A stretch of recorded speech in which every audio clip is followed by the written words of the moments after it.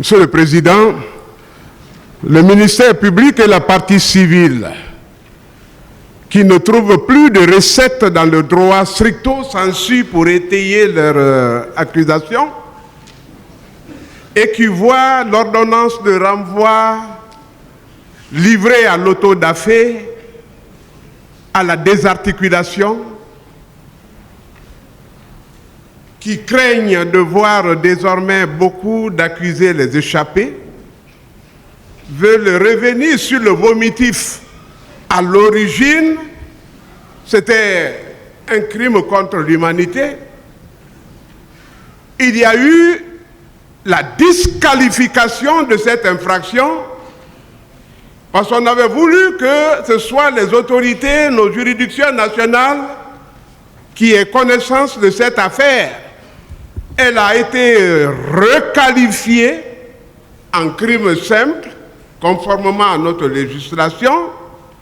Il y a eu un arrêt de renvoi qui vous saisit de faits précis desquels on ne peut admettre que nul ne nous en éloigne.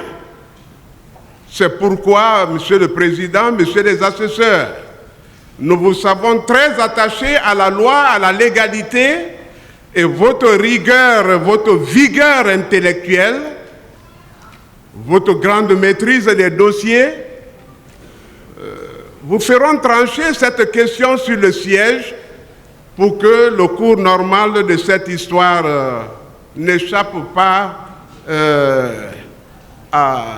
aux autorités, à la population, et que la distraction ne trouve place. Je vous remercie. Mais je voudrais ajouter, pour le compte de mes confrères de la défense, c'est ça la défense dans sa diversité, la défense dans l'opposition, les animaux dans un même enclos, mais qui ne prennent pas le même breuvage.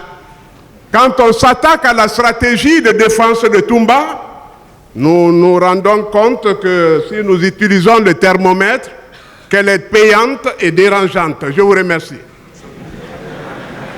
Oui. Merci, Monsieur le Président.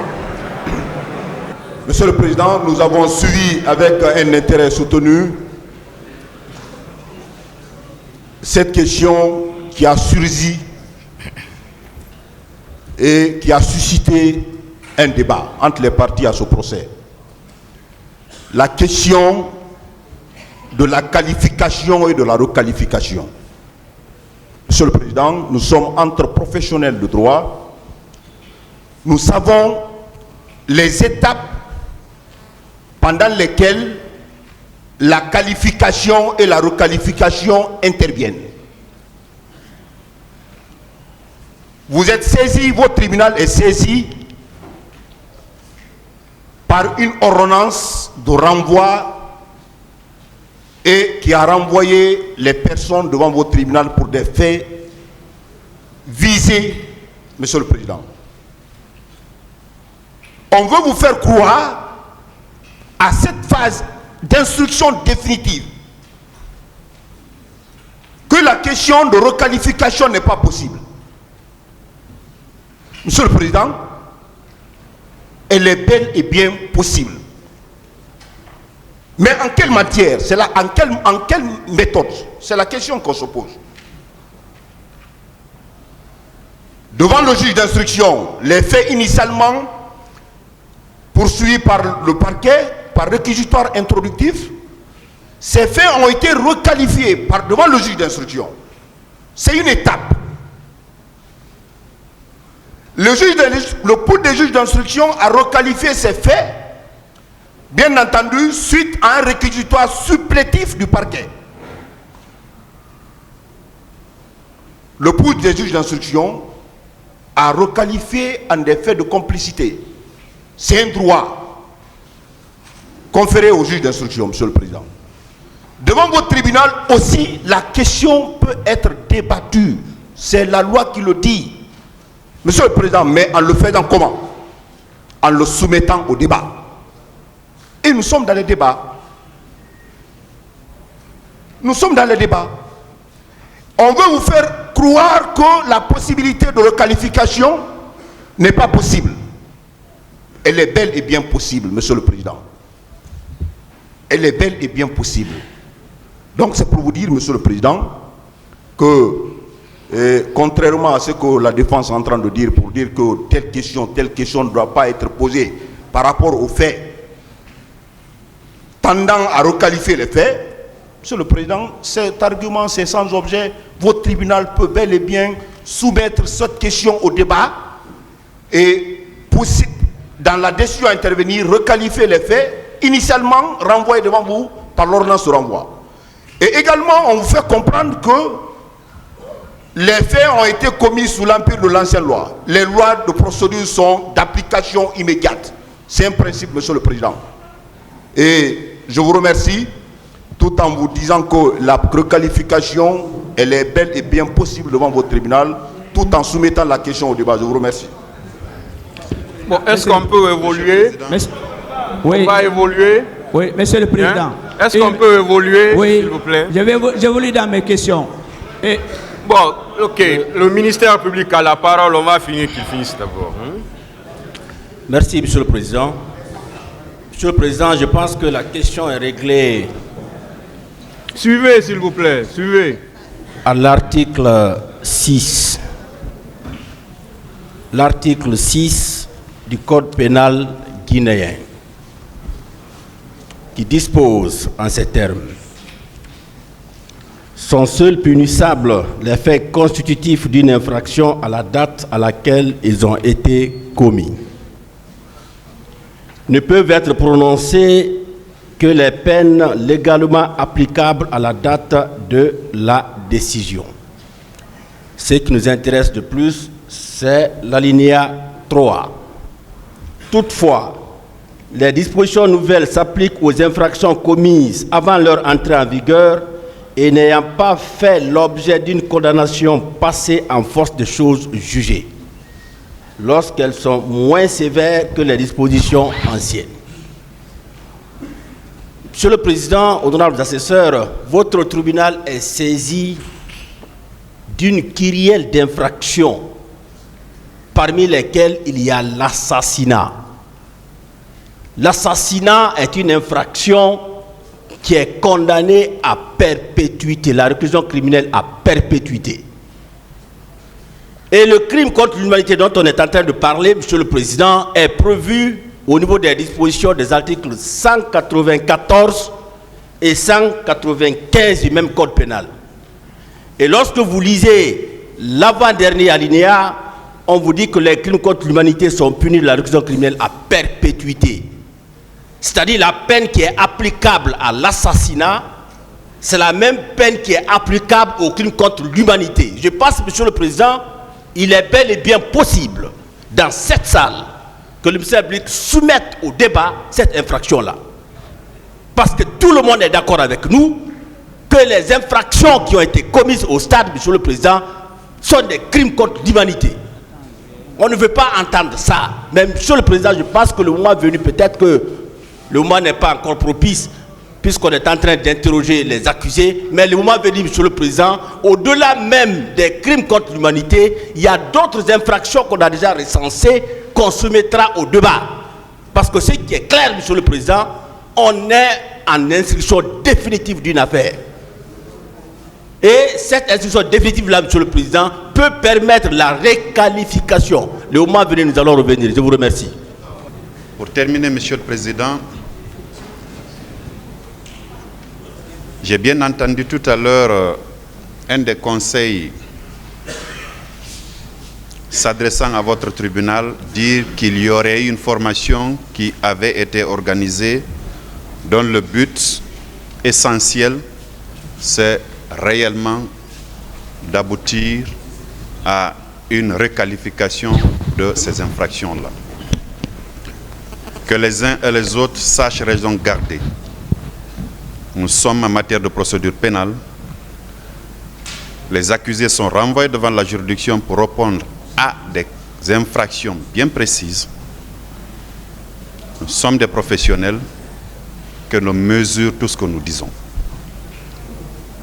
Aucun membre de votre juridiction criminelle, aucun membre de ce parquet n'a pris part à une formation de ce genre. encore une fois, nous avons des instruments de travail qui nous guident, le code pénal, le code de procédure pénale et autres traités et conventions. Là-dessus, Monsieur le Président, nous avons développé ce que nous avons à développer. On vient de vous préciser à l'article 6 l'argumentaire légal qui fonde notre intervention. Donc, qu'on ne vous distrait pas. Je sais qu'on ne pourra pas. Je vous remercie. La partie civile d'abord. Calmez-vous. Monsieur le Président. Calmez-vous. Allez-y, la partie civile. Nullement pour moi l'intention de créer des incidents. Suivez, s'il vous plaît. Suivez. Suivez. À mes confrères pour leur observation, ce que je voudrais rappeler, que la Guinée a ratifié le statut de Rome en 2002 et l'a publié en 2003. Je vous enverrai le JO et le secrétaire général du gouvernement est là. Il peut nous envoyer le JO. Encore. C'est du droit pur. Une fois que le traité est ratifié, publié, on l'exécute. Les massacres ont été commis en 2009. Nous avons ratifié en 2002, publié en 2003. Monsieur le Président, sur cette question, je ne parle plus. Je voudrais que me donniez la parole, je continue mes questions. Au moment venu, nous savons ce que nous allons faire. Permettez-moi de dérouler rapidement mes questions. Monsieur le Président, il y a des tests qui sont invoqués, Monsieur le Président. Nous voudrions dire, on a fait de l'autre côté état de l'article 6 du Code pénal en vous disant que la loi nouvelle peut rétroagir, mais on ne vous dit pas dans quelles conditions la loi nouvelle peut rétroagir. Monsieur le Président, la loi nouvelle ne peut rétroagir que lorsqu'elle est plus favorable à la personne poursuivie. C'est ça la règle. Monsieur le Président, quand vous prenez l'article 194 du Code pénal, qui prévoit l'infraction des crimes contre l'humanité, ce texte prévoit comme peine applicable la perpétuité, au même titre que l'assassinat. Mais en plus de la perpétuité, ce texte a institué ce qu'on ne connaissait pas en droit pénal guinéen, ce qu'on appelle la période de sûreté. Ce texte prévoit que les dispositions de l'article 114 de notre code pénal sont applicables en matière de crimes contre l'humanité. Et qu'est-ce que l'article 114 dit, Monsieur le Président? Il dispose, en cas de condamnation à une peine de privation de liberté non assortie de sursis, prononcée pour des infractions spécialement prévues par la loi, le condamné ne peut bénéficier pendant la période de sûreté des dispositions concernant la suspension de la peine, la libération conditionnelle, la semi-liberté, le fractionnement des peines et le placement à l'extérieur. La durée de la période de sûreté est de la moitié de la peine lorsqu'il s'agit des peines privatives de liberté de moins de 5 ans prononcées par les juridictions. Lorsqu'il s'agit d'une condamnation à la réclusion criminelle à perpétuité, la période de sûreté est de 30 ans. Dans les autres cas, lorsqu'elle est prononcée une peine privative de liberté d'une période supérieure à 5 ans non assortie de sursis, la durée de la période de sûreté ne peut excéder les 2 tiers. Monsieur le Président, vous avez une nouvelle législation qui prévoit qu'en cas de condamnation à une peine perpétuelle, que la personne condamnée ne peut demander la libération conditionnelle, ne peut, Monsieur le Président, obtenir la suspension de la peine, le fractionnement des peines et le placement à l'extérieur, qu'après 30 ans. Monsieur le Président, ce qui veut dire que ces nouvelles dispositions rendent sévère les faits pour lesquels on voudrait obtenir l'application du nouveau texte. Ce n'est pas possible, Monsieur le Président. Et de l'autre côté, on va vous dire, non, il s'agit des dispositions du Code de procédure pénale. Depuis quand on a vu le Code de procédure pénale prévoir et punir un fait? Non. Le Code qui prévoit et qui punit les infractions, c'est bien le Code pénal. Monsieur le Président, ce n'est pas parce qu'on a ratifié un traité que le traité entre de plein droit en vigueur. Non, Monsieur le Président. Surtout lorsqu'il s'agit d'une infraction.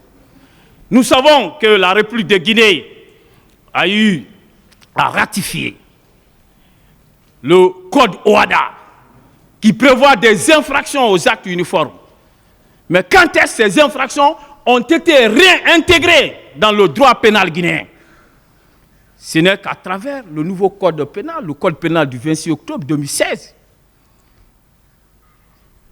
Ratifier un traité est une chose, mais l'intégrer dans le droit pénal pour qu'il soit applicable en est une autre. Ce n'est qu'avec l'entrée en vigueur du Code du 26 octobre 2016 et seulement en 2016 que les faits de crimes contre l'humanité, alors, Monsieur le Président, ont été érigés au rang d'infraction.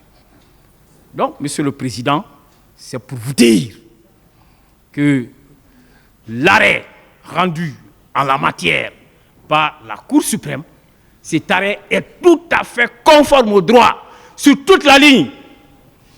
Donc, une fois de plus, nous sollicitons respectueusement qu'il vous plaise demander à la partie civile et au ministère public de ne pas poser de questions relativement à ces faits, parce que vous n'êtes pas saisi de ces faits. Je vous remercie.